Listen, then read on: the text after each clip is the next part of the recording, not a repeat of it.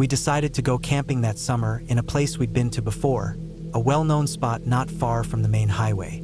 It was a familiar area, and we'd always enjoyed it. The campsite was nestled between thick woods and a small, winding creek.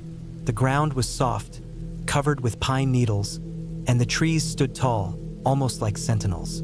The air was fresh and cool at night, with the distant sound of rustling leaves and the occasional croak of a frog. It was the kind of place that made you feel isolated, but in a good way. My wife, Sarah, and I had 3 kids at the time: Jake, our oldest, who was 14, Emily, 11, and Ben, who was 7. We loved taking them out to the woods, away from the noise of the city. They were used to the outdoors, and the camping trips were something we all looked forward to. It was a time to unplug and just enjoy nature, even if it meant dealing with the occasional bug bite or getting your boots wet from the morning dew. We set up camp early in the afternoon. The kids were eager to explore, so Sarah and I stayed behind to start the fire and get dinner going. It wasn't anything fancy, just some hot dogs and marshmallows, but that was part of the charm. We were all together, and that was what mattered. As the sun began to dip behind the trees, the fire crackled to life, and the kids gathered around it, roasting marshmallows. I could hear their laughter and see their faces glowing from the firelight. It felt like the perfect night. After dinner, we settled into the tent. It was a big one, big enough for all of us with room to spare. The kids were already in their sleeping bags, and Sarah and I were just getting settled in ours. The sound of the crackling fire outside slowly faded as the night grew darker. I could hear the familiar night sounds of the woods, the chirping of crickets, the occasional rustling of leaves, and the distant sound of a night bird. Everything felt calm, peaceful. I don't know exactly when I fell asleep, but the next thing I remember is waking up in the middle of the night. My mind was hazy, and I wasn't fully aware of where I was at first. It took me a moment to realize I was in the tent, surrounded by my family. I could hear their breathing, soft and steady, as they slept. But there was something else. In the distance, I began to hear voices. At first, they were faint, just a whisper in the night, something I could have easily mistaken for the wind or the rustling of branches. But then it became clearer. It was a voice I recognized, but I couldn't place it. It sounded like Sarah, calling my name. I heard her voice again, this time more urgently. It was distant, but unmistakable. Then, another voice, this one sounding like Jake, calling out to me. It was like they were calling from far away, from the woods, their voices stretching over the distance to reach me. The tone was odd, too, urgent, but not quite like how someone would call for help. More like they were trying to get my attention, trying to lead me somewhere. I blinked, groggy and confused. I thought maybe I was still dreaming, but the voices kept coming, and they sounded more real with each passing moment. I could hear them more clearly now, almost like they were echoing through the woods, coming from different directions, all from the same place. The sound of the voices began to pull me from my sleep, my instincts kicking in. My mind told me I needed to get up, to help them, to find them. They sounded like they needed me. I pushed myself up in the dark, disoriented. The tent was small, but I still had to adjust my position to look around. My heart was already starting to race. The voices kept calling, still distant but getting clearer, and my body was on high alert. I expected to see Sarah or the kids standing in the doorway of the tent, but when I looked around, they were all still sound asleep, just as they had been when I fell asleep. My mind raced. They were here in the tent with me, but I was hearing them out there in the woods. I looked at Sarah, her face peaceful, her breathing slow and steady. I looked at Jake and Emily, both curled up in their sleeping bags, and Ben, still clutched in his own little cocoon. They were all fine, but the voices, they continued. They didn't stop. That's when the panic set in. I was awake now, fully awake, but the sound of the voices kept swirling around me. They weren't just coming from one direction anymore. It was like they were coming from everywhere, all around us. My heart thudded louder, and the ringing in my ears began to drown out everything else. I tried to focus on something, anything, but my mind was racing. Then I realized something. While I was hearing those voices, those calls, there was an eerie silence around them.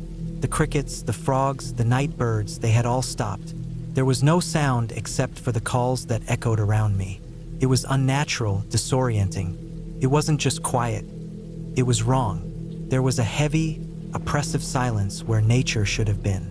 I strained to hear something else, anything to explain what I was experiencing. But there was nothing.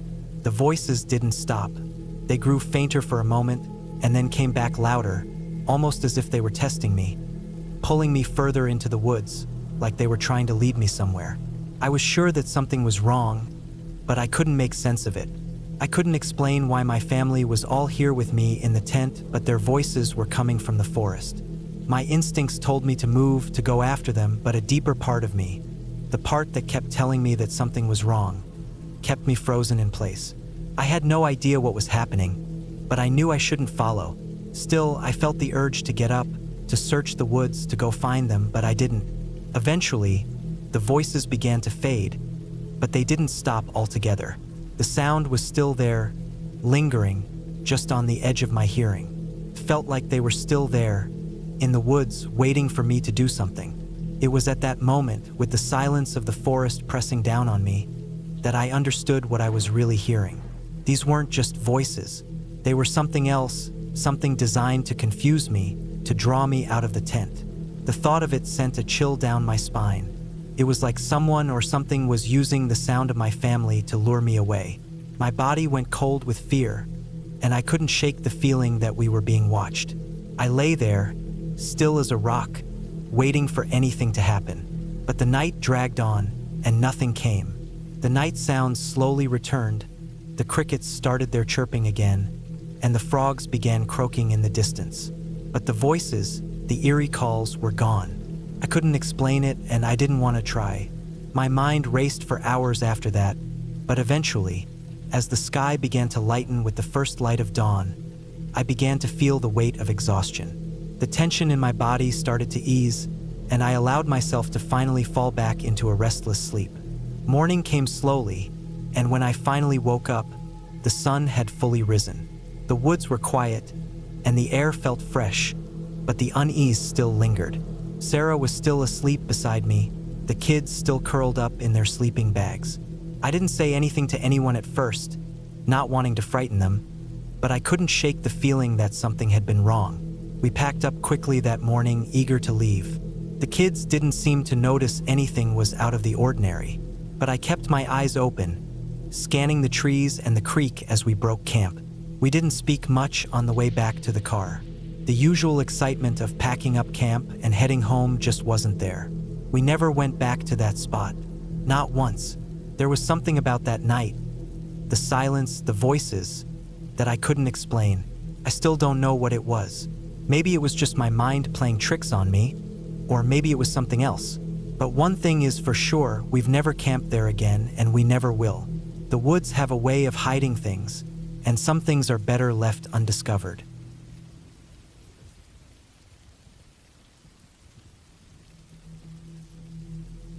I've been hiking and camping in the backcountry for years now, living in the Tetons.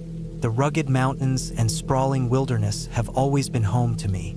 I've come across grizzly bears, black bears, and wolves, sometimes all in the same day. But for all the times I've ventured into the wild, I've never been truly scared.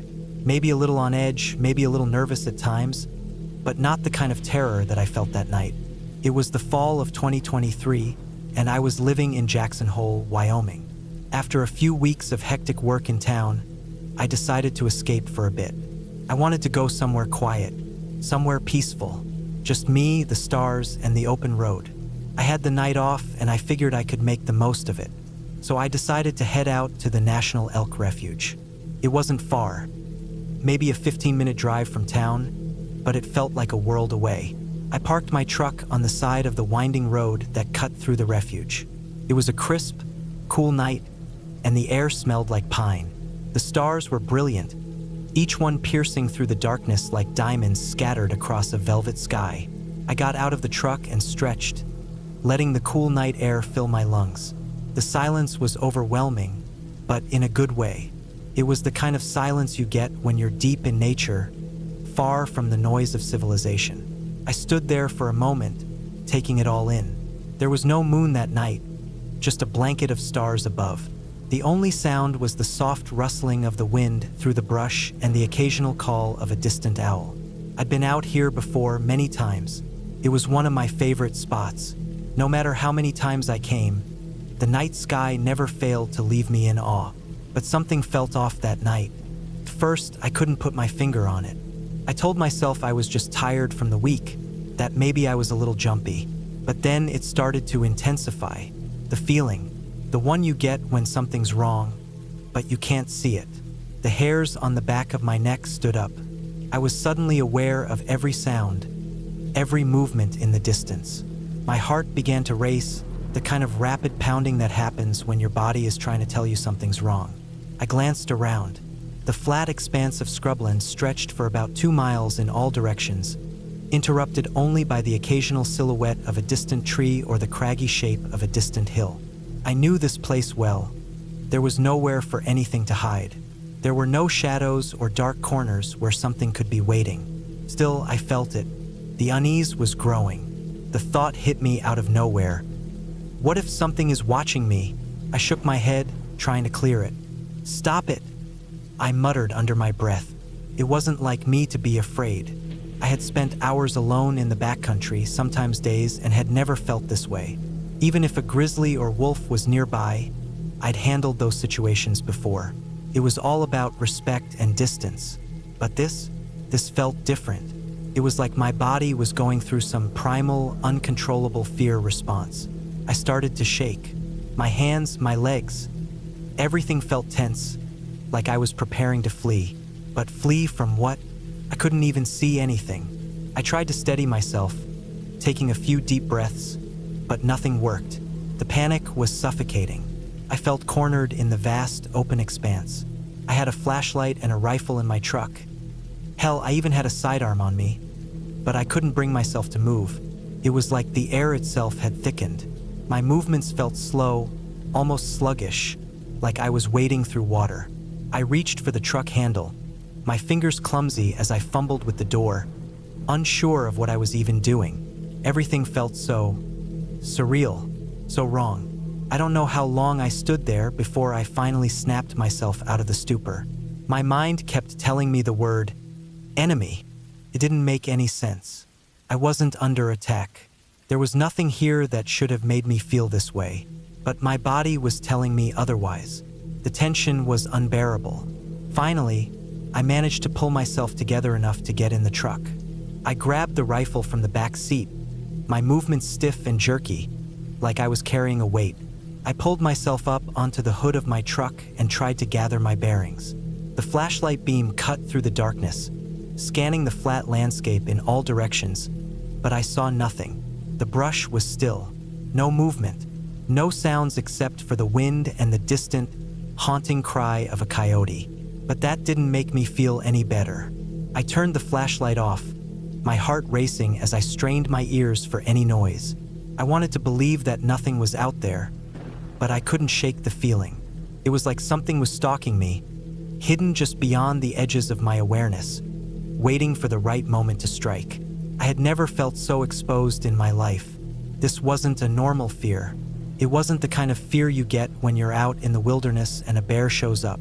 This was different. This was a gut-level, animalistic terror that left me frozen. It was as if every instinct in my body was screaming at me to leave, to get out of there before something terrible happened. I looked back at the truck. I wasn't going to make it to safety if I didn't leave right now.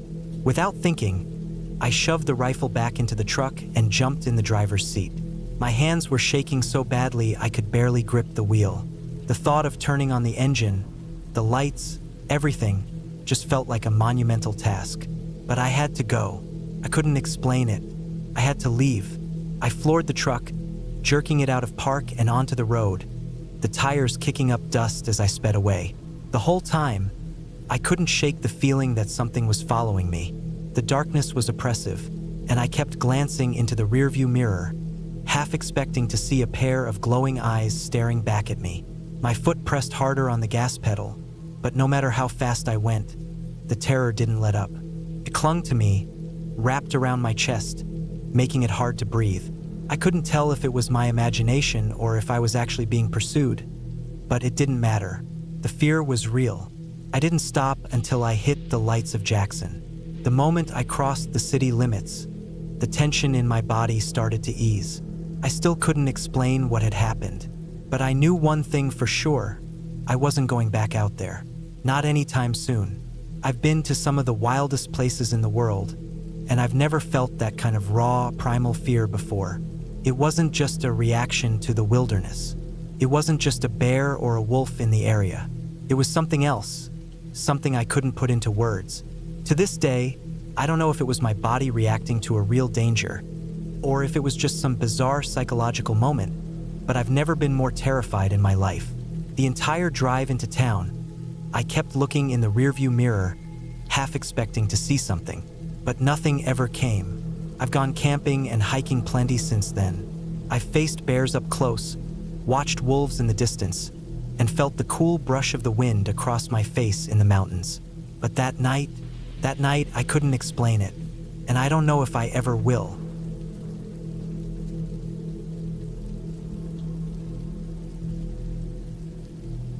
I had always loved the solitude that came with camping and fishing, especially when I was out on my own. The kind of peace you get in places where cell service is spotty, and the only thing you hear is the sound of the water or the wind rustling the trees. That was the appeal of it, the sense of freedom and the escape from everyday life. This particular trip was no different, or so I thought. It was the fall of 2018 when I set out for my usual spot, an isolated stretch of the Elwha River in the Olympic Peninsula. I'd been coming to this area for years, fly fishing from sunrise to sunset, surrounded by the dense forest and towering trees. I parked my truck, a well-worn Ford F-250, near the bank of the river. The sun was dipping below the horizon, casting long shadows across the rippling water. It had been a long, satisfying day of fishing, and I was exhausted. As I set up camp, I opted to sleep in the back of my truck. It had a camper shell, the kind that would shield me from rain, wind, or the occasional curious critter. I laid down on my sleeping pad, the soft hum of the river in the background lulling me into a quick sleep. The air was cool, but not cold, and I felt at peace. That was until the scream pierced the air, so loud and so unnatural that it made me bolt upright in an instant. It came from somewhere across the river, echoing off the surrounding cliffs, and it was nothing like any animal noise I had ever heard. It wasn't the call of a cougar or the cry of an owl. It was almost human, but distorted, twisted, full of desperation. My heart pounded, and my mind scrambled to make sense of it. I stayed perfectly still in the dark, trying to make sense of what I had just heard. The sound had been so loud it practically drowned out the rushing river. The kind of noise that felt like it should have been followed by something, movement, footsteps, a response, but there was nothing. The usual river noises, the rustling of leaves, the call of an owl, all gone. I waited, listening. The silence that followed felt oppressive, like the world itself was holding its breath. I told myself it was probably some animal making a strange noise, maybe a deer caught in some brush, or a bird of prey letting out an odd cry. But deep down, I knew something wasn't right. I had spent enough nights in the wilderness to know when something felt off, and this felt off. I tried to shake it off, telling myself that I was just overthinking things. My body was tired, and my mind was playing tricks on me. It was probably just an animal. But then I noticed something else. The river. It was silent. The constant rush of the water that had been my companion all day was now absent, replaced by an unsettling stillness. I stayed wide awake for nearly an hour, straining to hear any sounds that would reassure me that the world was still turning outside the walls of my truck. But there was nothing, not even the faintest rustle of leaves in the breeze. The stillness gnawed at me. Eventually, exhaustion won out. I must have drifted off again, but I didn't sleep soundly. I was jarred awake what felt like only moments later, but the unsettling feeling remained. The air felt heavier now, as though something was out there, watching. And then it happened. The back of my truck shifted. The entire vehicle shook, jolting me upright with a start. I could feel the tires on the ground tremble beneath me, the body of the truck lifting slightly before slamming back down, as if something had just grabbed the back end of the vehicle and shaken it with all its might. My heart pounded in my chest, and I didn't dare move at first. My eyes were locked on the back window of the camper shell, half expecting to see something monstrous or terrifying. But all I saw was the silhouette of something large, moving outside. I couldn't make out details, just the shape of it, large and furry, its outline standing stark against the dim light. It was too big to be a bear, and the way it moved didn't feel like the slow, deliberate motion of a typical wild animal. I was frozen. The quiet outside was now thick and suffocating, and the only sound was the blood rushing in my ears. I didn't dare make a sound. I just watched, waiting for whatever it was to reveal itself. It was then that I heard the unmistakable sound of a car driving down the nearby road, its headlights cutting through the darkness. The sound of the engine was the first noise I had heard in what felt like an eternity. The large shape outside suddenly stopped moving, and in the instant the car passed, it was gone. My eyes didn't leave the back window. I waited, holding my breath, but the shape didn't reappear. After a few moments of silence, I slowly let out the breath I had been holding, feeling the tension in my chest release slightly. But my mind was still racing. I couldn't shake the feeling that something was wrong. I didn't go back to sleep after that. I spent the rest of the night in a semi-conscious state, lying there, eyes wide open, listening to every creak and crack the truck made as the hours passed. When the first light of morning finally crept through the trees, I was more than ready to leave. My nerves were shot and I just wanted to get out of there. I crawled out of the back of the truck, my legs stiff and sore from the awkward position I had slept in. The first thing I noticed when I stepped outside was the truck. The back end of it was no longer where I had parked it. When I had pulled in the night before, I had parked about 10 feet from the riverbank. Now, the rear end of my truck was barely a foot away from the water. My stomach twisted. There was no way the truck had just shifted like that on its own. The ground was solid. There was no reason for it to have moved, and yet it had. I looked around, trying to make sense of what had happened. My folding table, which I had left outside near the truck, was gone. The plastic container I had used to store my apples and bananas was nowhere to be found, though the lid was there, half buried in the dirt. I checked the area around the truck, but there was no sign of the container, nor the fruit. It was like they had vanished. My mind raced as I tried to piece together what had happened. The truck shaking the night before, the strange figure I had seen, the missing food. Nothing about this made sense. It felt like I had been targeted, like someone or something had deliberately moved my truck and taken my food. I glanced down at my boots, my nerves frayed, and thought of how close the river had been the night before. If I had been in the truck when whatever it was had moved it, I might have ended up in the river. The thought made me shudder. I didn't stay long after that. I packed up my gear as quickly as I could, the eerie sense of being watched lingering in my mind. My heart was still racing as I drove away from the spot, taking one last look at the empty stretch of river behind me. The place I had once found so peaceful now felt like a place I would never return to. I never went back to the Olympic Peninsula alone after that trip. I still fish, still camp, but I always make sure I have my dog with me now and a .45 caliber pistol by my side. Some things you can't unfeel. Some places you just don't go back to. And for me, that stretch of the Elwha River is one of those places.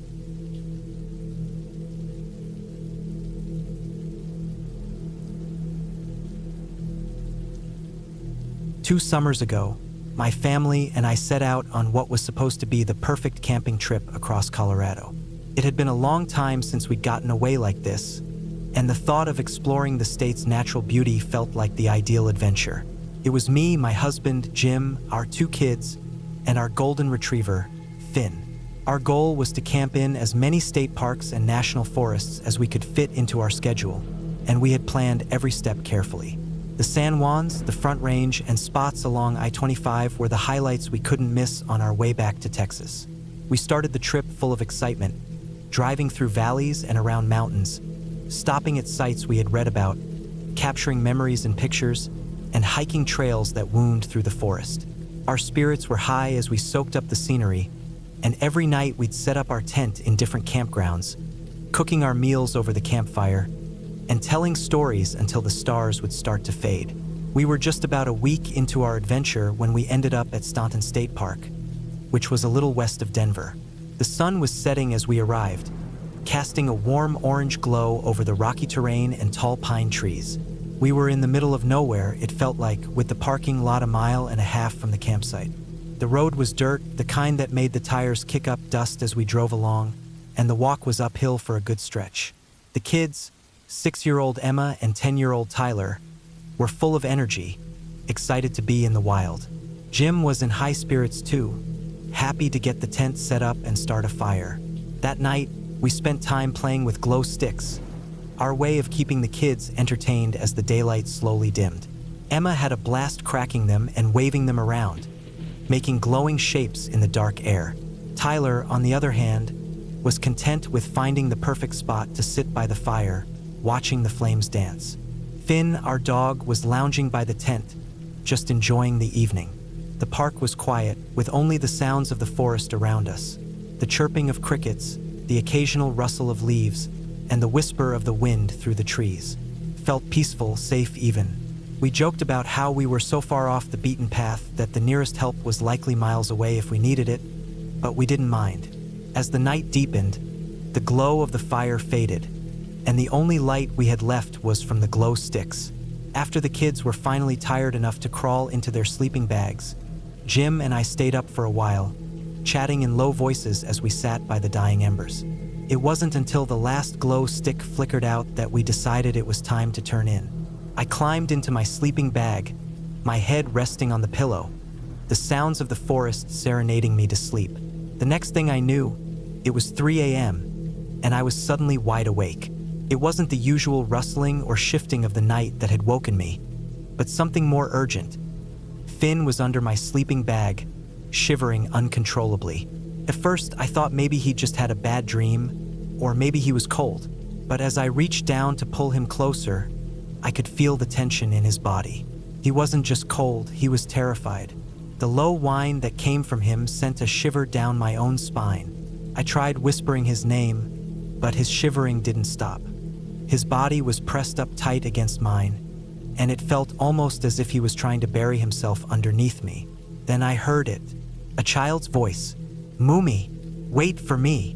It was soft at first, distant, but it was clear. I thought maybe Emma had gotten up in the middle of the night and was lost, or maybe she had wandered outside to pee and gotten turned around. I pushed the flap of the tent open a little, straining to hear. The voice came again, clearer this time.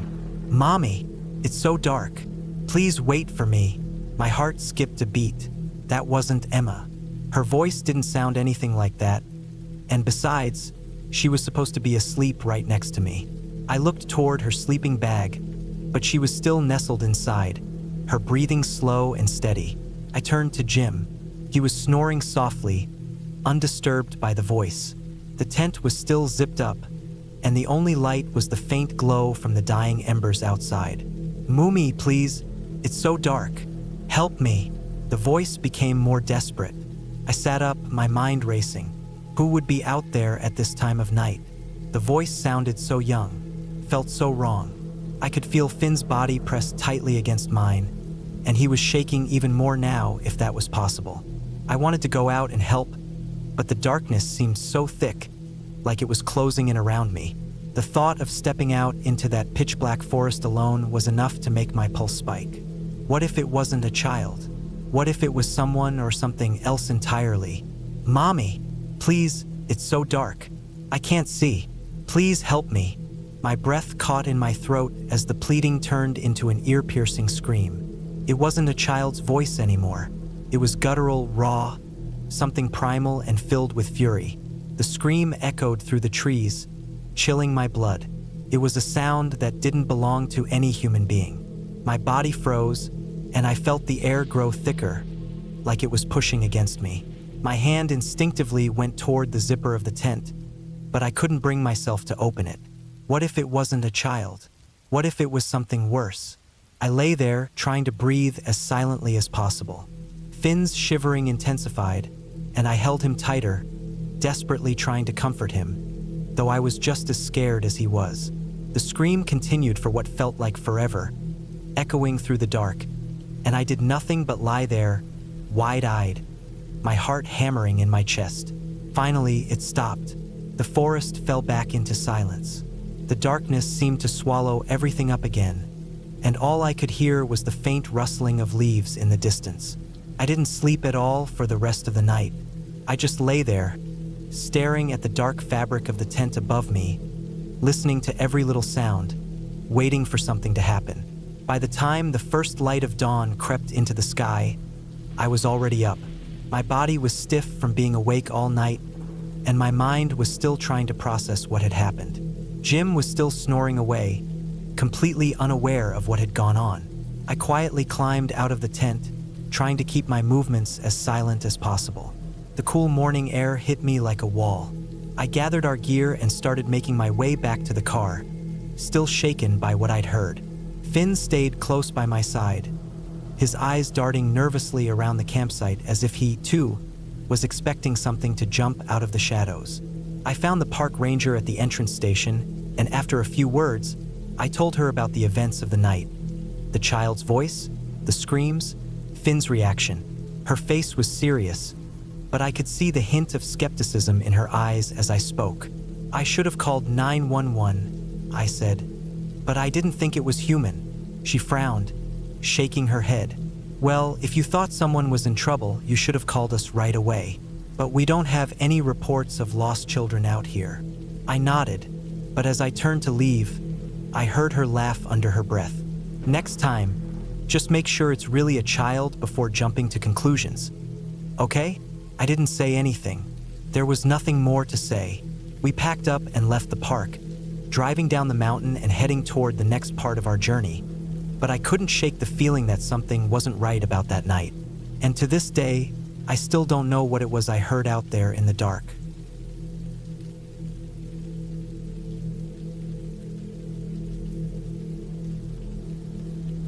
When I was 18, I decided to go camping with my boyfriend, Luke, and his friend, Max. Luke and Max had been friends since childhood, and I had known them both for a couple of years. We were all excited about the trip, but I don't think any of us expected what would happen that night, especially not in a place like that. We were camping in a remote part of the country, a place surrounded by dense woods and an abandoned military site. It wasn't far from an old bombing range, the kind of area that had long been closed off by the government. But that didn't stop people from occasionally sneaking in, poking around the relics of the past. I wasn't really interested in history, but Luke and Max had a fascination with anything old and broken, so they planned on spending the night hiking to the range, hoping to find something interesting. I wasn't thrilled about the idea, but I didn't want to stay behind either. We set up camp by a small clearing with the forest thick around us. The night sky was clear, full of stars, and there was just enough moonlight to see. The air was cool, crisp, and smelled of pine. After we ate, they decided we should head out to the old bombing range to look for remnants of bombs or old military equipment.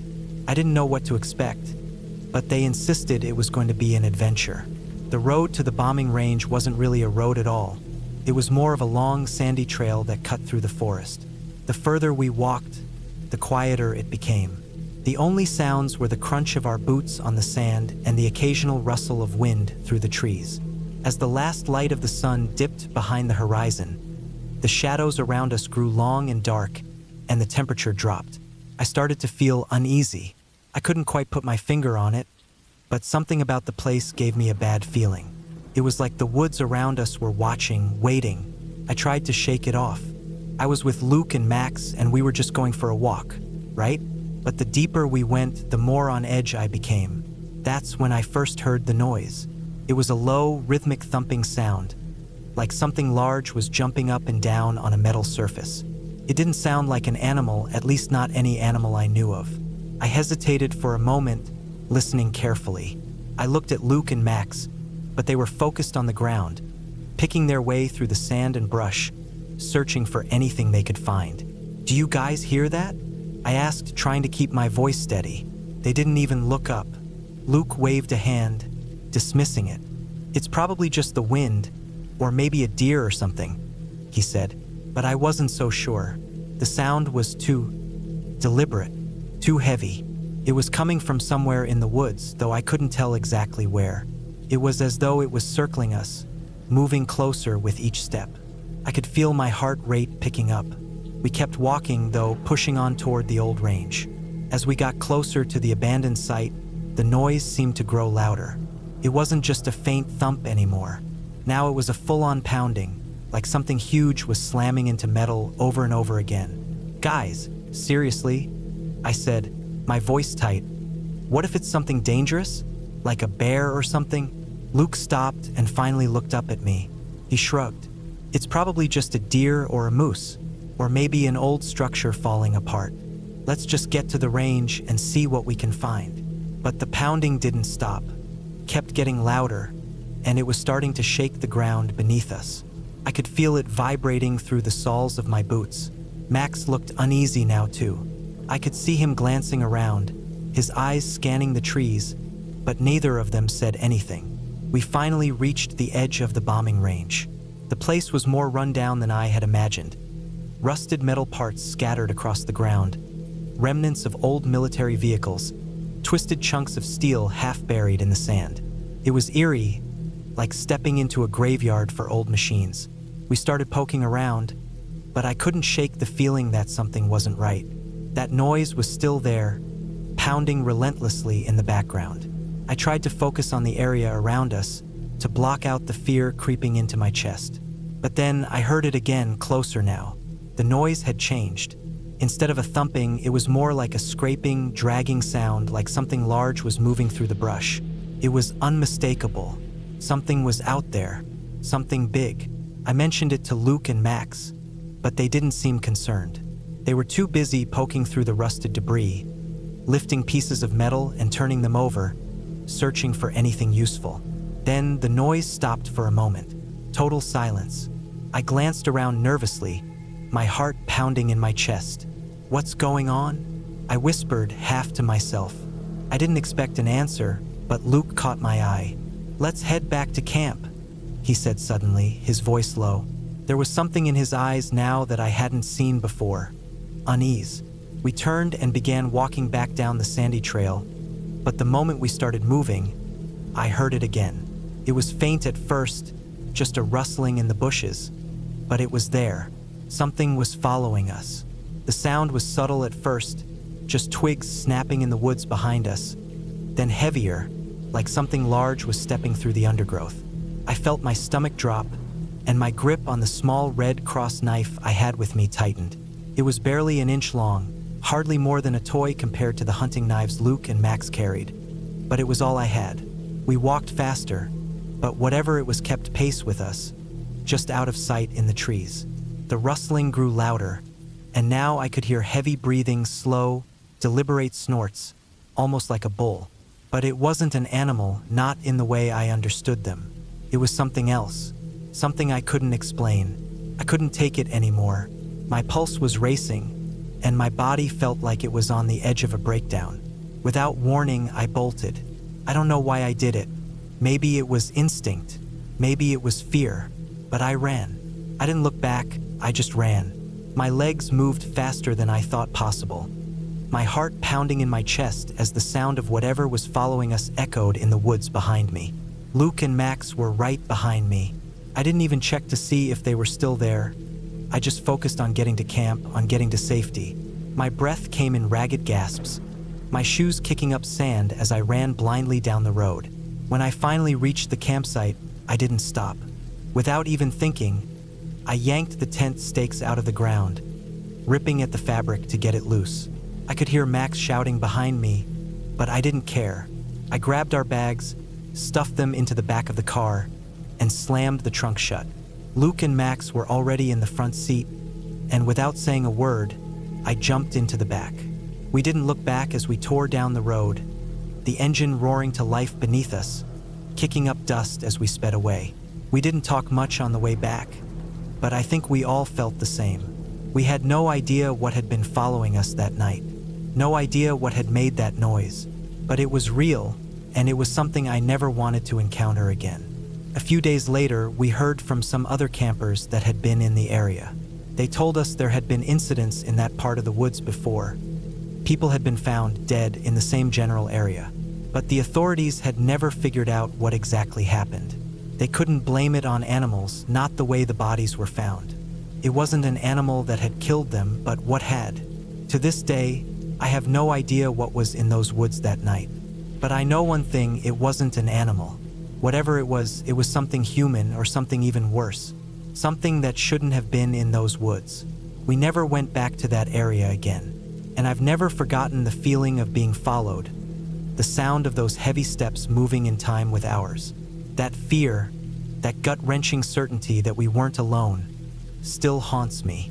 Whatever it wasn't an animal, and it wasn't something we were meant to encounter. I still don't know who or what it was, but I'm just thankful that it never caught up with us. I don't think I'd have been able to run fast enough to escape if it had.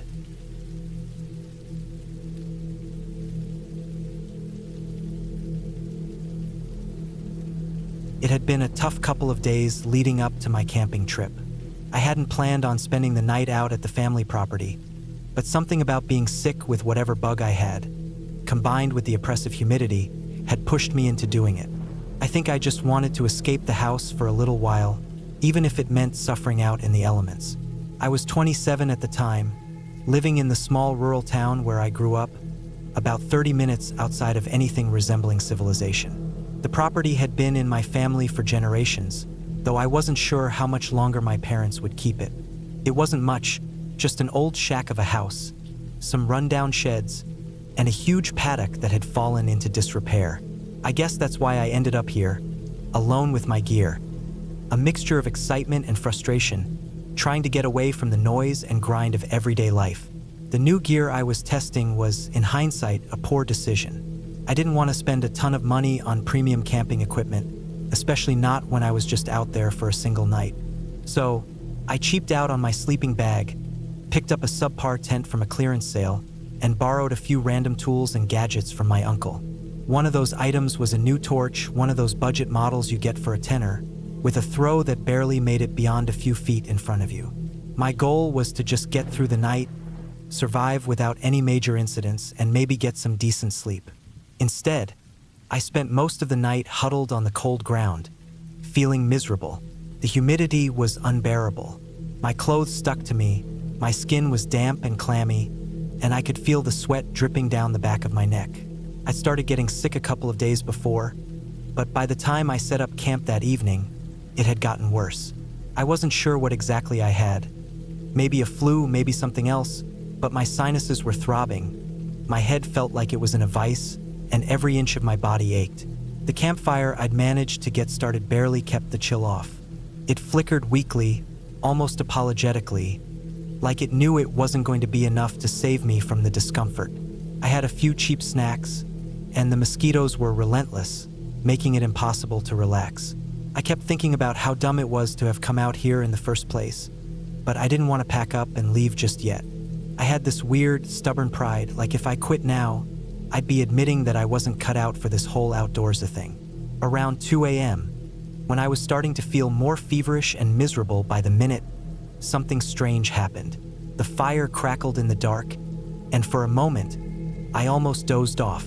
I was staring at the flames, half watching, half delirious, when I heard a sound that made my blood freeze. First, I thought it was a scream. It was loud, piercing, and sounded like a human. No, not quite a human. It was high-pitched, but the sort of scream that came from deep within the throat, rough and desperate. The kind of scream you might hear in the distance if someone was in pain, but at the same time, it didn't quite make sense. It echoed across the paddock, bouncing off the trees in a way that made my skin crawl. I jerked upright, heart hammering in my chest. My first instinct was to dismiss it as some kind of animal, maybe a fox or a wild dog. I'd heard animals make strange noises out here before, but this was different. It was too human. The sound lingered in the air, the kind of noise that made your senses feel like they were on edge. I looked around, squinting into the darkness, trying to spot the source. My eyes were already blurry from my illness, but I could still make out shapes. Something about the direction of the noise made me uneasy, so I shifted to the side, half-dazed, trying to get a better angle. Then I saw it. About 50 meters from where I was sitting, near the edge of the paddock, there were two bright dots of light hovering in the air. At first, I thought it was a trick of my fevered mind. But as I stared harder, the dots didn't move. They stayed in place, suspended about 2 feet above the ground. They were steady, unnervingly still, and they glowed like the reflection of headlights in the dark. But there was no vehicle, no car or bike, just those 2 dots. I blinked, rubbed my eyes, trying to shake the sickness out of my system, but the dots remained. They didn't flicker like a light would if it were reflecting off something nearby. No, they were solid. I couldn't make out anything else around them. No shape, no source, just those 2 damn lights staring back at me. A wave of cold dread washed over me. I grabbed my cane knife instinctively, then fumbled for my torch.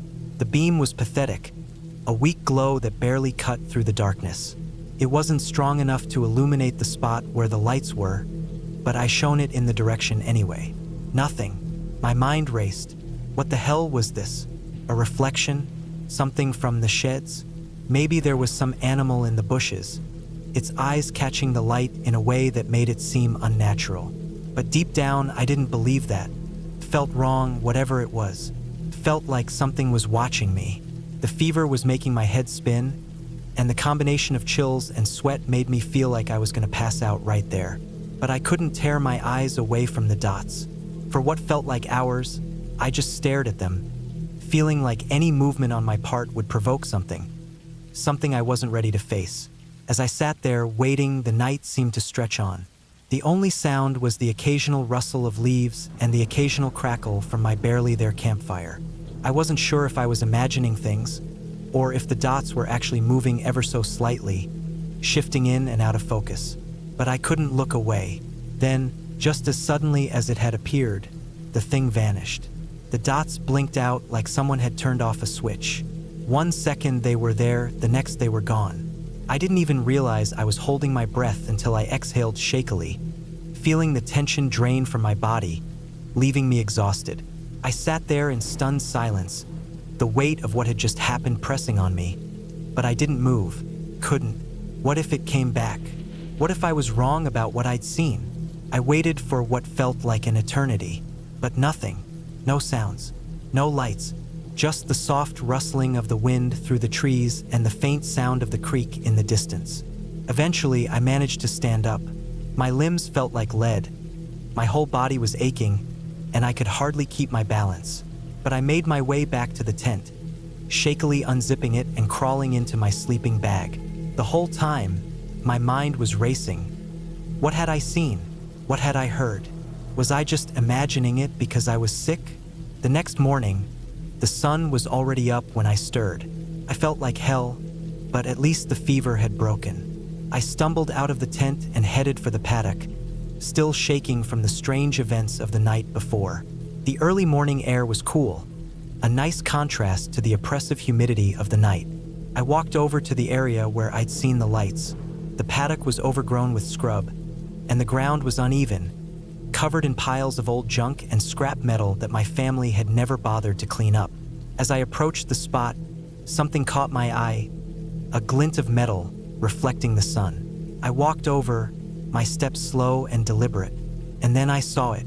Half hidden in a pile of debris, tangled in vines and scrap, was an old boat trailer. It wasn't just any trailer, though.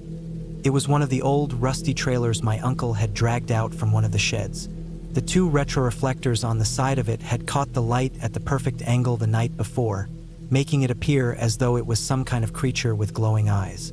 I stood there for a moment, staring at the trailer, feeling a wave of relief wash over me. It was just a damn trailer.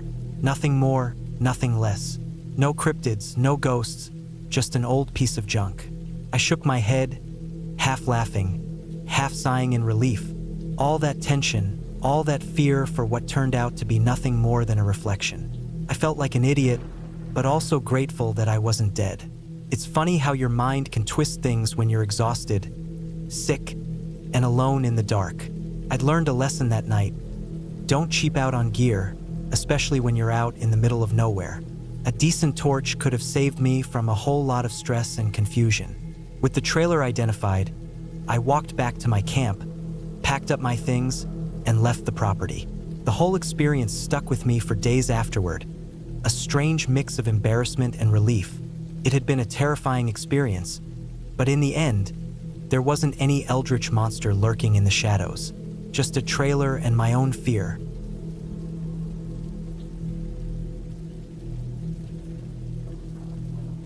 The air was already thick with the smell of pine as I pulled up to the trailhead. It was later than I had planned, a bit of a misstep from the beginning, but I told myself it was fine. I could still manage to get in a decent hike before nightfall, or so I hoped. I had no idea what I was doing. The thought lingered in the back of my mind like an annoying buzz, but I brushed it off. It was supposed to be an adventure, a solo trip, my first one. I stood there, looking at the trail map with the dimming light stretching across the mountainside. The sun was sinking low behind jagged peaks, and the day was getting colder by the minute. I couldn't delay any longer. I'd already missed the start of the hike. What was one more hour? It would be fine. I threw on my pack, which, to be honest, felt like it weighed a lot more than I'd expected. I hadn't weighed it before setting off, just loaded it with whatever seemed useful from a dozen YouTube videos I'd watched on essential hiking gear and solo backpacking tips. They said to pack light, but how was I supposed to know what light meant? My 6-pound pack felt like it had 47 pounds of junk stuffed inside. Cans of beans, extra clothes, a large first aid kit, random gadgets, and a few things I thought might be useful, like a tiny camp stove and a knife that probably wasn't sharp enough for much more than opening a can. The trail was steep, the kind of climb that made your heart race right away. And the more I hiked, the more I started thinking about everything I had packed. I couldn't stop going over the list in my head. Why did I bring that extra pair of pants? Could I have done without the second sleeping bag liner? This is what happened when you don't do enough research. My legs burned with every step, and the weight on my back felt like it was pushing me straight into the ground. It was already dusk by the time I realized I wasn't going to make it much further. The sun was long gone, and the light from my headlamp was barely enough to guide my way. The trail seemed endless, twisting into dark shadows between the trees. Every few steps, I had to stop to catch my breath, feeling the weight of my decisions and my pack pull me down. I found a small clearing and decided that was as good a spot as any. It wasn't ideal, but I was done. I wasn't going any farther tonight. I dropped my pack onto the ground with a grunt of relief, the soft thud of the bag landing almost as loud as my pulse in my ears. The first thing I did was set up my tent, or at least that's what I thought I was doing. It took me what felt like an eternity to get everything unfolded, the stakes barely going into the hard ground. I didn't have the right tools. The rainfly didn't seem to fit right, and I kept wondering if the whole thing would collapse in the middle of the night. The thought made my stomach churn, but I had no choice but to keep going. Eventually, the tent was up, and I crawled inside, trying to make it feel as homey as possible by spreading my stuff around. And oh, the stuff. Everything was out of my bag. I laid out my sleeping pad, my sleeping bag, the extra food that wouldn't fit in my bear canister, and the extra clothes that I thought I might need just in case. Everything spread out like some chaotic mess on the floor of the tent. My gear had taken over the entire space. There was so much junk, and in the back of my mind, the thought nagged at me. This is how they find bodies, right? When they find dead hikers in their tents, the gear is always everywhere. They don't even know where to start. It's like a visual testament to how wrong things can go. The thought did nothing to calm my nerves. I hadn't expected to feel this unsettled. The trail had been hard enough, but now, in the solitude of this small patch of forest, it felt like everything had gone wrong. I was supposed to be confident, strong even, but here I was, doubting myself every second. With the tent finally set up, I made myself some dinner, even though the idea of food didn't seem appealing. I ate a little, just enough to keep my energy up. I checked the time. It was getting late. I needed to sleep if I wanted to have any chance of feeling halfway decent tomorrow. I crawled into my sleeping bag, adjusting the layers and pulling the hood up over my head. The night outside had grown eerily quiet, with only the sound of the wind rustling through the trees. But that silence didn't last long. I was just starting to drift off when I heard it. A snap, the distinct sound of a branch cracking under pressure, followed by something moving swiftly through the underbrush. My heart skipped a beat, and my eyes snapped open. I strained my ears, trying to locate the source of the sound. I could hear it again, the crunch of twigs and leaves, followed by what I thought was something breathing heavily. I froze. A shiver ran down my spine. I had no idea what it was, but it was close, much closer than I liked. Whatever it was, it moved quickly, way quicker than I thought any creature should be able to move through the woods at night. My mind raced. I started running through the possibilities. A bear? A mountain lion? A pack of wolves? I swallowed hard, not sure which of those sounded the least terrifying. But none of them fit perfectly. The sound wasn't heavy enough for a bear, not the kind of quiet movements that a lion or wolf would make. Then I heard the howl. It was high-pitched, loud, and shrill. A long, drawn-out wail that seemed to come from all directions at once. My heart pounded in my chest. In that moment, my thoughts ran wild. Was I being stalked by some kind of Sasquatch-unicorn hybrid? Some mythical creature made of nightmare and legend? I squeezed my eyes shut and took a shaky breath, trying to ground myself. Another howl, this time closer. It was unmistakably a coyote's cry. But why did it sound like it was coming from so many directions at once? The creature had moved again, circling my tent. I could hear it darting around, running, stopping, and then howling again. It was relentless. Each howl pierced the silence of the night, making the air feel thick with tension. I wanted to call out, but what good would that do? Coyotes were opportunistic, and they were probably eyeing my food bag, which I had stowed about 6 feet off the ground in a tree. I had made sure to hang it up there, but the coyote didn't seem deterred. It was more interested in the food than anything else. I stayed still, not daring to make a sound. The howling continued. Hours seemed to stretch by as I lay there, staring at the inside of my tent, the only light coming from the small glow of my headlamp. My thoughts kept spiraling, each noise outside the tent pulling me deeper into fear. Would the coyote come closer? Would it try to get into my tent? It was then that I realized something strange. I wasn't as terrified as I should have been. The howling wasn't as menacing as it had first seemed. Instead, there was something almost pathetic about it. I could tell it was a young coyote, likely an adolescent, who was still figuring out its place in the world. It wasn't hunting for me. It was simply frustrated, probably hungry, and desperate to find a way to get at the food I had so carefully hung in the tree. I eventually drifted into a restless sleep, too exhausted to stay awake any longer. When I woke the next morning, the forest was peaceful again. The coyote was gone, probably still wandering somewhere in the woods, searching for its next meal. I sat up, rubbed my eyes, and looked around at my mess of gear inside the tent. It was still there, just as chaotic as the night before. But I was alive. I had survived. In the end, the experience taught me a lot about myself. Not just about how poorly I'd packed for this trip, or how unprepared I was, but how resilient I could be when things didn't go as planned. The night had been terrifying, sure, but I'd made it through. That was something. I packed up my gear, carefully stowing everything away this time, and headed back down the trail. As I reached the trailhead and saw my car in the distance, I smiled to myself.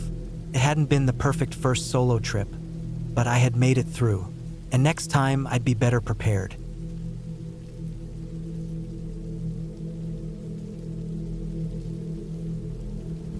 It's funny, isn't it? How some memories stick with you long after the moment has passed. I don't know why this particular trip into the woods stays with me, but it does. And not just for the usual reasons. It wasn't the views or the satisfaction of getting away from the city. No, what makes this trip stand out was something else. Something strange, eerie even, that happened in the depths of the New Forest, a place that should have been nothing but peaceful. This was back in the summer of 2002. I was living in London at the time, and I'd taken up hiking and camping as a way to escape the noise of the city. Every 6 or 8 weeks, I'd get the urge to hit the trails, to lose myself in the quiet of the woods, to hear nothing but the sound of my boots crunching underfoot and the wind in the trees. It was my way of clearing my head. That year, a friend of mine, Rob, asked if he could join me on my next trip. Now, Rob wasn't much of an outdoorsman, but he was keen for a break from his own stresses, and I didn't mind the company. So, I decided we'd head to the New Forest, down in the southwest of England. It's not actually new, like the name suggests. It's one of the oldest managed forests in the UK, and it's filled with ancient woodlands and wild heathlands. We drove down early on a Saturday morning, taking the usual route from London, enjoying the gradual shift from the chaos of the city to the quieter, more open landscapes. By the time we reached the park, the sun was high in the sky, and the air had that sweet scent of pine and damp earth that always seems to hang around ancient forests. We started on one of the more popular trails, well-marked and well-trodden. The sun filtered through the canopy above, casting dappled shadows on the ground, and the path wound its way through thick groves of oak and beech. As we walked, we talked about the usual things: work, life, the state of the world, but all the while I couldn't shake the feeling that something was different. It wasn't anything obvious, just a subtle shift in the air. Around mid-afternoon, after a few hours of hiking, I suggested we stray off the main path. Rob was a little hesitant but agreed, and we made our way deeper into the forest, heading toward a less traveled part of the park. The land here was wilder, less maintained, and there was something about it that felt untouched, like we were stepping into a place that had been here long before humans had ever set foot. I pulled out a compass and took a bearing. We veered off the path and began cutting through the underbrush. As we moved deeper into the woods, I noticed how quiet it was. Too quiet. Normally, in a forest like this, you'd hear the chirping of birds, the rustle of leaves in the breeze, maybe the occasional call of a squirrel or a rabbit scurrying through the undergrowth. But here, nothing, not even the wind. I stopped dead in my tracks and turned to Rob. "Listen," I said, holding a hand out. He stopped, his brow furrowing. "Yeah, it's quiet." And it really was. No birds, no rustling leaves, not a sound. The silence felt almost unnatural, like the forest was holding its breath. I'd been out in the wild plenty of times before, but I'd never encountered silence like this. It wasn't just peaceful, felt strange. Rob looked at me, his face a mixture of curiosity and concern. "What do you think it is?" I shrugged, trying to shake off the unease that had suddenly crept in. "I don't know. Maybe it's just the time of day. Could be the winds died down." But the more I thought about it, the less convincing that explanation seemed. We stood there for a moment longer, the silence stretching out between us, before I finally broke it by turning back toward the path. "Let's keep moving," I suggested. "I'm sure it's nothing." We walked on for another couple of 100 yards before we found an ideal spot for our campsite. There was a large clearing, perfectly circular, with enough space for both our tents and a fire. The ground was soft, but not too damp, and there were logs lying around that we could use as seats. It seemed perfect. We set up camp, Rob gathering wood while I dug a fire pit. The evening air had a cool bite to it, and as the sun began to dip behind the trees, we got the fire going.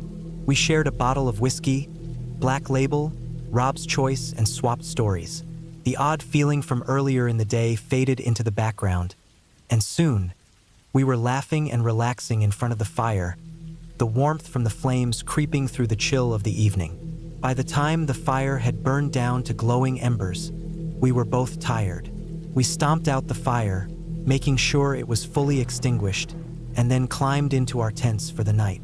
It was still early, probably only 10 or 11 p.m., but I was out like a light almost immediately, the whiskey working its magic. The first time I woke up was in the middle of the night. I was disoriented at first, unsure of where I was, but then I heard it. A voice, a man's voice, shouting from somewhere far off in the woods. It wasn't a scream or a cry for help, but the tone was strange. Urgent, maybe. It didn't sound threatening, but it definitely wasn't normal. I couldn't make out any words, but I knew it was far away. My tent was still dark and quiet around me, and Rob's was silent as well. I lay there for a moment, listening. Then I dismissed it, assuming it was someone else out camping. It wasn't close enough to be alarming, so I decided to roll over and try to get some more sleep. The next time I woke up, it was the light that did it. Through the thin fabric of my tent, I saw it. A ball of light, glowing white, moving across the clearing. It wasn't like any flashlight I'd ever seen. It didn't bob up and down as if someone was carrying it. No, this light moved in a perfect line, just gliding across the ground, from left to right. It was the size of a tennis ball, but much brighter. It seemed to hover just above the ground, casting a pale, eerie glow on the grass below. A wave of that same curious feeling hit me again. I could feel it, whatever this was, it knew I was watching. But there was no fear, just an overwhelming curiosity, almost as if I was being asked to observe, not interact. It was then that I felt something in my head, an almost parental warning. A voice, not audible but clear in my thoughts. Don't look.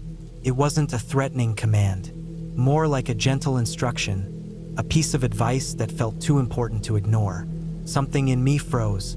My hand was already on the zipper of the tent, ready to pull it open and step outside to get a closer look, but I hesitated. The voice in my head said again, more firmly this time, "Go back to sleep." So I did. I lay back down, my mind racing with questions, but sleep, real sleep, pulled me under. It wasn't so much that I fell asleep. It felt like sleep came to me, as if it reached for me and pulled me into its depths. The next time I woke up, it was daylight. I opened my eyes, confused for a moment, but then I realized it was morning. The campsite looked just as it had when we'd gone to bed. Nothing had moved, nothing had changed. The fire pit was cold, the logs still lying where we'd left them. The clearing was exactly as we'd left it, not a sign of anything unusual. I felt good, better than I had in ages. My head was clear, no hangover from the whiskey, and my body felt fully rested. I unzipped my tent and stuck my head out to find Rob already up. He grinned at me when he saw me. "Morning," he called out. "Morning," I replied. "How'd you sleep?" "Like a log," he said, grinning. "Best sleep I've had in ages." "Yeah," I said. "Same here. No hangover either." We laughed, sharing a moment of camaraderie before we set about breaking down camp. As we packed up, I asked Rob, "Did you hear anything weird last night?" He paused, looking at me. "Actually, now that you mention it, yeah. I thought I heard someone shouting, far off in the woods." "Same here," I said. "It was coming from that direction." I pointed behind my tent, where the voice had seemed to originate. Rob nodded. "Yeah, that's the way it was coming from, but I couldn't make out any words. I didn't mention the light or the voice in my head. I didn't want to sound crazy, so I let it go." We finished packing up, headed back to the car, and grabbed a quick lunch at a nearby pub before driving back to London. To this day, I don't know what happened that night. I've never experienced anything like it again, and I'm not sure I ever will. It was a strange, surreal moment. Curious, yes, but not something that ever crossed the line into fear. And in a way, I'm okay with that. It was just an experience, one that stays with me, but that I'll never fully understand. What I do know is this: despite everything that happened, that was one of the best nights' sleep I've ever had.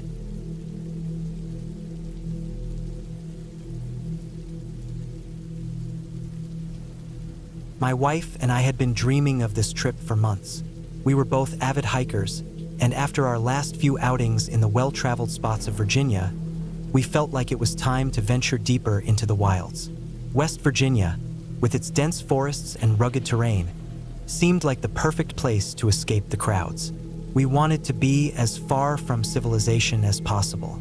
I'm talking about real backcountry camping, far from cell service, near waterfalls, and streams that were so secluded it felt like we were the only people on Earth.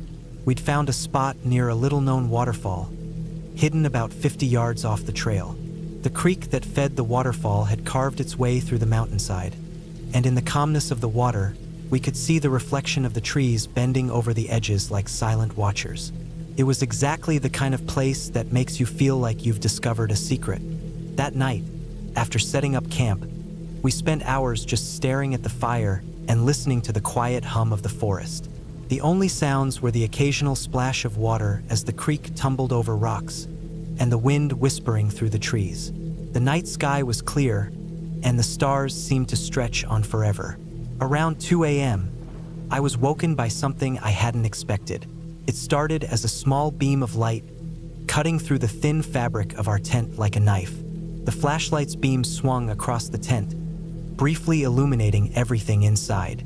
I didn't jump out of bed at first, but the beam was unmistakable. Someone was up there, on the far bank of the creek, shining a light down into the water. I could hear the sound of the creek rushing past, but the flashlight beam, it moved slowly, deliberately, like someone searching for something. At first, I wasn't sure what to make of it. It was unsettling, sure, but I tried to convince myself it was just another hiker or backpacker. Maybe someone who had gotten up to use the bathroom or was trying to navigate the trails in the dark. The light wasn't flashing wildly, just sweeping across the space in slow arcs, scanning the area. I could just make out the figures on the opposite side of the creek. Two people, moving slowly along the edge of the water, their shadows stretching long in the dim light. I wasn't sure what they were doing, but at that moment, I told myself that everything was fine. It was just a couple of adventurers like us, lost in the night, doing their own thing. Just some late-night wanderers, I muttered to myself, rolling over to try and get back to sleep.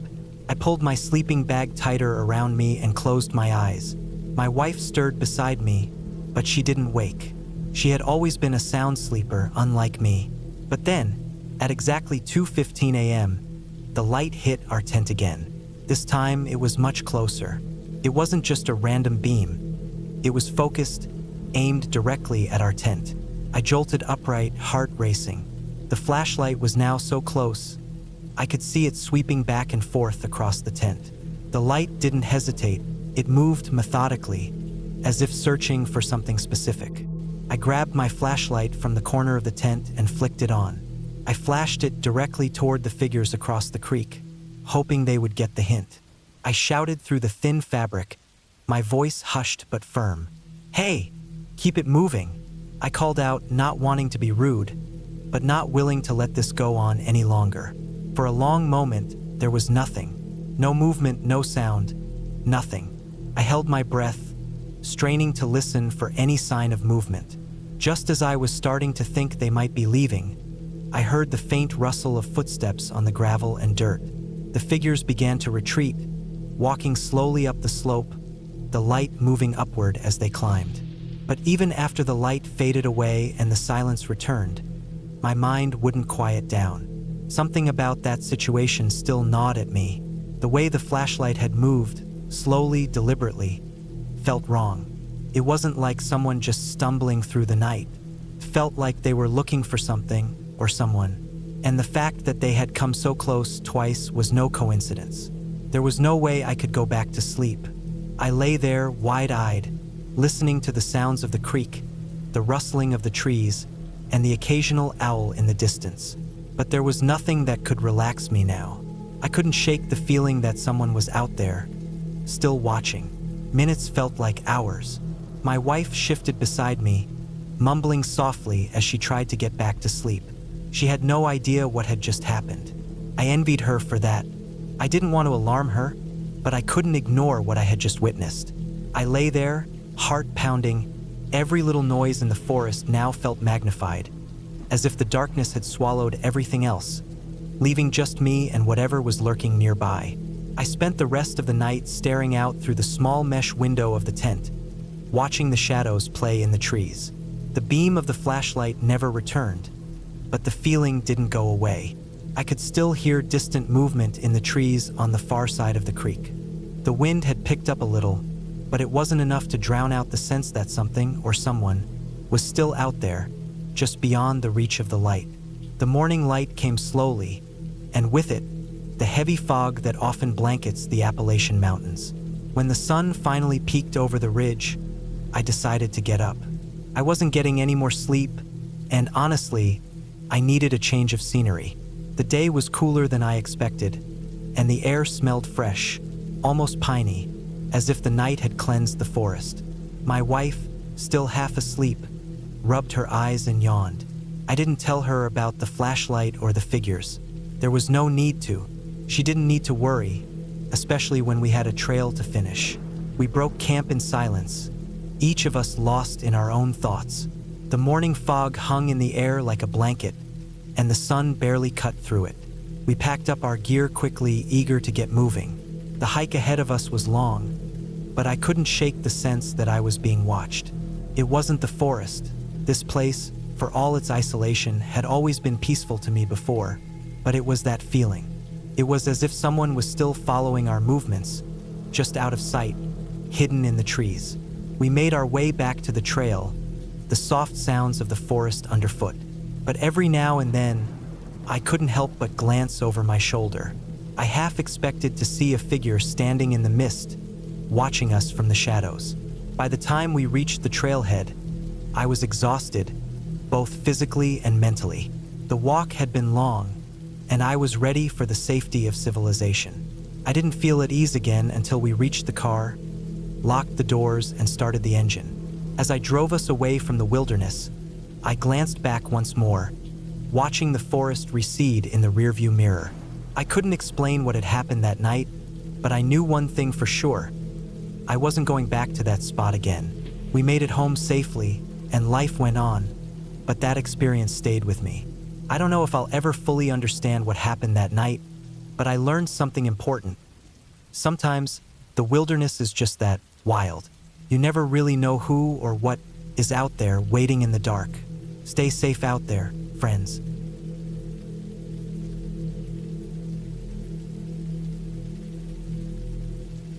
I was 33 that fall, still single, still making the most of every weekend I could to get out into the woods. I've been camping solo for years. Grew up doing it with my dad and my older brother. After they both got busy with work and kids, I just kept going.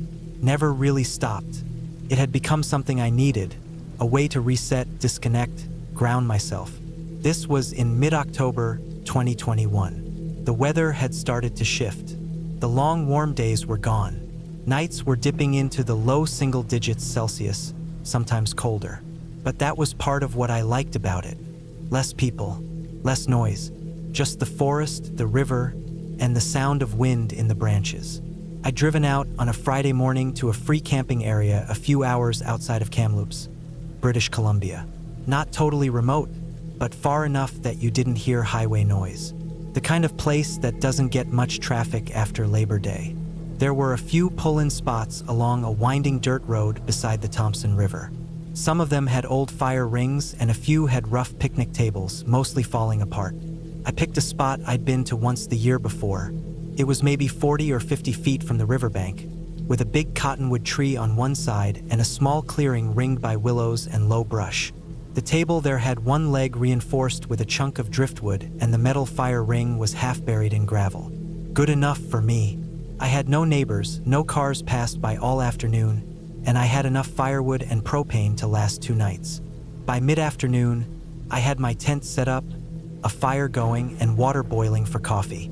I wasn't expecting anything exciting. I brought a couple of books, some jerky and freeze-dried meals, and a solar charger for my phone. I figured I'd fish a bit, maybe hike up the trail that followed the river. Mostly, I just wanted to be away from people. The news had been nothing but stress. Work had been dragging, and I hadn't slept right in weeks. That first day went like 100 other camping trips. I wandered the edge of the river, skipped a few rocks, watched a hawk circle over the water, cooked dinner before it got dark, then sat by the fire until the sky went black and the stars came out. No moon that night, just a million pinholes in the sky. But I'll say this. As soon as the sun went down, I started to feel off. It wasn't anything obvious. No sounds, no movement in the woods, no reason I could point to. But I felt it in my stomach first. Tightening, like when you take a wrong turn in a bad part of a city. That quiet internal signal that says something isn't right, even if you can't explain why. I kept trying to shake it. Told myself I just had too much coffee. Maybe my blood sugar was weird, but that feeling sat heavy in me all night. I even put more wood on the fire than I usually would. Kept it burning higher, longer. I don't usually waste wood. I only ever need enough flame to stay warm and have some light, but this time I wanted the fire big and bright. I caught myself glancing over my shoulder more than once, staring into the dark gaps between trees, listening for anything that didn't sound like wind or river. At one point, Maybe around 9:30, I stood up and slowly walked the perimeter of the site. Just made a loop with my flashlight, checking behind the table around the brush line. Nothing. No prints, no animals, no gear out of place. But the feeling didn't go away. If anything, it got stronger. I turned in earlier than usual. Didn't even finish the last beer I'd brought to the fire. Just doused the flames, zipped up the tent, and laid down on my foam pad. I keep a small speaker in my gear bag for nights like that. Usually I prefer silence, but that night I needed the distraction. I queued up a podcast, something funny and dumb, and laid in my sleeping bag staring at the nylon ceiling of the tent. I left the podcast playing quietly for a long time. Just background voices so I didn't have to listen to every twig snap outside. Eventually I must have drifted off sometime after 11, because I don't remember turning it off. I woke up just before sunrise, cold and stiff but feeling okay. That unease I'd carried the night before seemed to have faded. The light coming through the tent walls was soft and gray-blue. The kind of light that means the day might stay cloudy but dry. I unzipped the tent, put on my down jacket, and stepped out into the chilled air. I stretched, shook off the cold, and started getting my stove out for coffee. I keep it packed in a hard case in the tent vestibule, along with the fuel canister and my little aluminum pot. I walked over to the old table where I'd cooked the night before and froze mid-step. There was a hat sitting in the middle of it, a black, beat-up ball cap. Not mine, definitely not there the day before. I stared at it for a good 5 seconds before moving. I just looked at it, trying to make sense of it. I know for a fact that it wasn't on the table the night before. I cleared the whole thing to make space for the stove and utensils. I'd wiped it off with a towel. I'd even balanced my fuel canister on the edge. I'm not a messy camper. I know what's in my space. I walked up slowly and stopped in front of it. The hat looked worn, dusty, sun-faded, with a cracked bill and a sweat-stained inner rim. It didn't have any logo or brand, just a plain black cap that had seen a lot of use, like something a guy would leave on the dash of a truck for a decade. I didn't touch it. My first thought was, someone was here while I was asleep. That immediate wave of adrenaline came rushing in. It didn't even feel like fear at first, it felt like a fence, like a boundary had been crossed. This was my space, my gear, and someone had walked into it, left something, and left without a sound. I looked around, walked slowly to the edge of the trees, scanned the trail. Nothing. No boot prints I could see, no broken branches, but the gravel at the site wasn't great for prints. It was too loose and scattered. I stood there for maybe 10 minutes, heart beating faster than it should have been, trying to make sense of it. The best case scenario in my head was a mushroom picker. Maybe someone wandered through, realized the site was taken, and left the hat by mistake. But why would they walk into camp? And why leave something behind? The other possibilities felt worse. Maybe someone had been watching. Maybe they saw I was alone. Maybe they wanted to see how close they could get without waking me up. I didn't feel safe anymore. That was the truth. Even if nothing happened, even if nobody touched my gear, that one little object, a hat, was enough to change everything. I made coffee with my stove on the ground, kept glancing back at the woods every few seconds. That light, quiet morning I'd been looking forward to was gone. My skin felt prickly, and I had that same low gut tension I'd felt the night before, only worse now because I had evidence. Something had happened. Someone had been here. I didn't pack up right away. I didn't want to seem panicked. But after my second cup, I started slowly tearing down the camp, rolled the sleeping bag, took down the tent, packed methodically the same way I always did, but faster. When the table was clear, I left the hat where it was. I didn't touch it, didn't want to bring it with me. I didn't want it in my car, and I definitely didn't want it in my pack. The drive back was quiet. My truck's tires hummed on the dirt road, and I kept scanning the tree line for movement. I didn't see a single car the whole way out. No hikers, no campers, just miles of empty bush and winding roads. When I got home, I went through all my gear like I always did.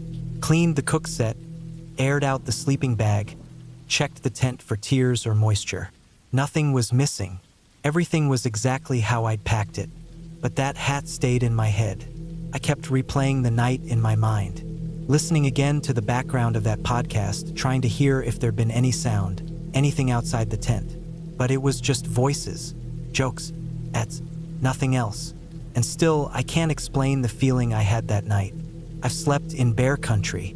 I've camped in thunderstorms. I've been completely alone in places days from the nearest town. But this was different. That feeling of being watched, of being intruded on, is hard to describe unless you've felt it. The quiet dread that sinks into your chest and doesn't let up. That tightness in your spine that tells you not to turn your back. I trusted that feeling. I think whoever left that hat was there while I was asleep. Close enough to see the table. Close enough to know I was alone. Maybe they just watched. Maybe they walked into camp to see how close they could get. Maybe that was all it was. But I haven't camped alone since. I still go out. Still take weekends to hit the trails. Still fish when I can. But now I bring someone with me, even if it's just one buddy, because I know what it's like to feel safe and suddenly realize you're not. I know what it's like to find something small, something stupid like a hat, that makes the whole trip shift sideways. And I know that sometimes when your gut says something's wrong, it's because someone is watching from just beyond the firelight. Not a bear, not a ghost, just another person, quiet in the dark, with reasons you'll never know.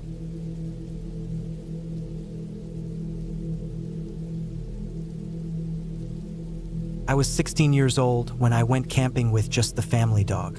We had this small piece of land up in the woods in northern Michigan, tucked away from any real civilization. It wasn't much, just a few acres of dense woods, some scrub brush, and a creek that ran through the bottom of the property. We weren't exactly camping in the traditional sense. More like spending a couple of nights out there to clear our heads, maybe do a little fishing, and take in the quiet. My family had always liked the idea of getting away from everything, but it was always just a quick getaway. No electricity, no Wi-Fi, nothing but trees and dirt. Our dog, Bear, was with me that weekend. He was a big guy, part chow, part black lab. He was stocky, built like a tank with a broad chest and thick fur that made him look twice his size. But despite his imposing figure, Bear was as gentle as they come. He'd let the kids pull on his ears and tail and would follow us around like a giant, fluffy shadow. But that night, something in the woods changed. Something that made even Bear uneasy. We'd set up camp earlier in the day, nothing fancy. Just a simple two-man tent, a few sleeping bags, and a small campfire that crackled and popped as we cooked some hot dogs and beans over it. The smell of the fire and food filled the air, mixing with the earthy scent of the woods. I remember the sun setting behind the thick trees, the sky turning a deep purple before the stars started to poke through the darkening sky. Bear, as usual, was lying by the fire, looking content and watchful, his tail flicking occasionally. By the time the fire died down, I was exhausted. It had been a long day of hiking around the property, poking around in the creek, and trying to fish in the murky waters. I had settled into the tent, and Bear had curled up beside me, his large body taking up most of the space. I was trying to fall asleep, but it wasn't easy. It was too quiet out here, different from the quiet of the city or even the suburban streets we lived on. It was a deep, thick kind of silence. Nothing felt like it was moving, but I couldn't shake the feeling that we weren't alone. Around 2 a.m, I woke up suddenly. It wasn't a sound that woke me. It was just that nagging feeling, like someone was watching. At first, I thought it was just the quiet playing tricks on me, but then I noticed Bear. He was standing in the middle of the tent, his head turned toward the entrance flap. His hackles were raised high, and I could hear the low rumble of a growl vibrating in his chest. The growl wasn't normal either. It wasn't his usual playful growl when he saw a squirrel or something. This was a deep, subsonic growl, something primal, like he was trying to warn something off. I froze, barely daring to breathe. My eyes slowly adjusted to the darkness, but I couldn't make out much in the tent. I could hear Bear's growl getting louder, but there was something else in the air now, too. A kind of tension that seemed to pulse through the very fabric of the tent. That's when I started hearing it, footsteps. Not the soft padding of animals moving through the brush, but something deliberate. It was heavy, almost like a person walking around, but the steps were uneven, as if whatever it was didn't care to stay on a path. The earth shifted under the weight of the steps, the dry leaves crunching and snapping with every movement. Then there was a snort, or maybe a breath, coming from the other side of the tent. It wasn't the normal kind of animal sound I was used to hearing. It was louder, almost guttural, like a large animal exhaling through its nose. The hairs on the back of my neck stood up, and a cold sweat broke out along my spine. Bear shifted, growling even more deeply now, but he didn't move toward the sound. He just stayed frozen, his eyes locked on the entrance, his body stiff with tension. I could tell he was tracking something, his ears flicking every time the footsteps shifted. My heart was pounding in my chest. I tried to reach for my flashlight, but my hands were shaking so much I could barely grab it. Every time I tried to move, the sound of the growl and those footsteps seemed to grow louder in my head. I had to force myself to take a slow, steady breath, hoping to calm myself down. The worst part of it all was how quiet it was. The footsteps and the breathing were so faint, but they were unmistakable. And yet, at the same time, there was no real sound of an animal. No branches snapping, no rustling leaves. Just the footsteps, the breath, and Bear's growl. It felt like forever, but it couldn't have been more than a couple of minutes. Every time Bear would stop growling, the footsteps would stop too, and I'd think for a moment that whatever it was had gone. But then the breathing would return, followed by the heavy, uneven footsteps circling the tent again. Bear's growl grew louder and more intense each time, his body taut with the effort of keeping his focus. He didn't take his eyes off the entrance. Finally, after what felt like an eternity, Bear's growl began to fade, and his posture softened. His hackles slowly lowered, and he started to relax, but he didn't take his eyes off the entrance. He was still alert, but there was something different now. He didn't seem as tense. His body settled, and he lay down next to me, still watching the flap. I wanted to move, to say something, but I couldn't. The air was thick, and I still couldn't shake the feeling that something was out there, just beyond the fabric of the tent. Whatever it was had circled us for what felt like hours, but now it was gone. I could still hear the wind rustling through the trees and the occasional crack of a branch in the distance, but the footsteps and the snorting were gone. The silence that returned was deafening. I kept my eyes locked on the entrance flap, unwilling to move, unwilling to blink. Bear stayed next to me, his eyes wide and watchful. We both stayed awake, staring at the entrance, barely moving. The dark seemed to stretch on endlessly, with only the occasional shift of the wind or the distant sound of the night to remind me that the world outside the tent was still moving. It wasn't until the first hint of daylight began to seep through the fabric of the tent that I finally allowed myself to relax, even just a little. Bear, still calm but not fully at ease, let out a soft sigh and shifted, as if to say that he was done with whatever had been out there. But I didn't want to stick around to find out what it was, not after all that. I had never packed up a campsite faster in my life.